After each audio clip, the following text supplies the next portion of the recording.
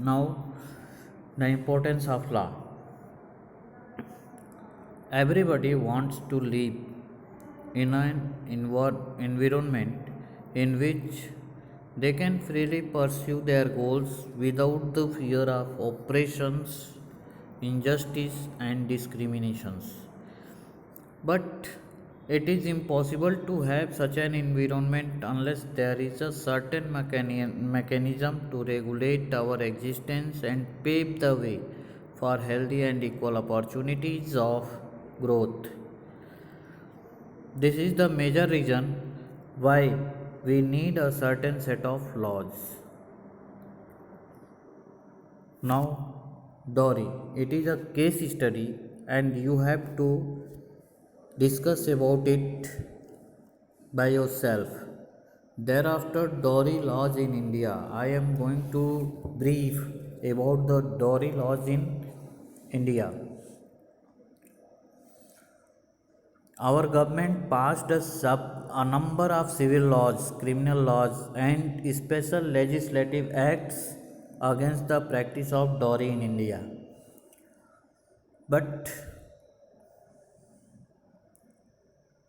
the payment of dowry was prohibited by passing the dowry prohibited by the passing of the Dowry Prohibition Act 1961.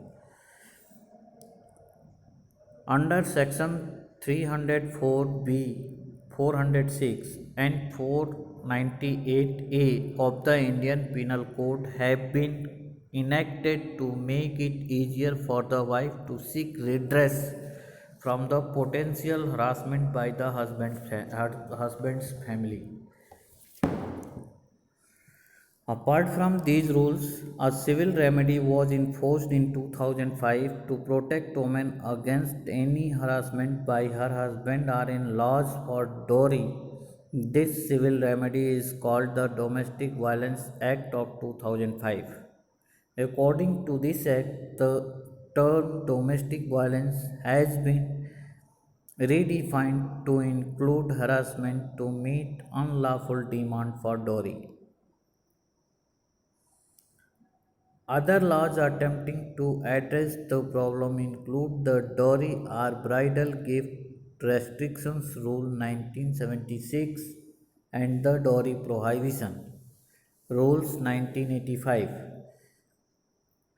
These are intended to document gift and provide compliant with stronger evidence in the event that prosecution for crimes against the bride occurs later.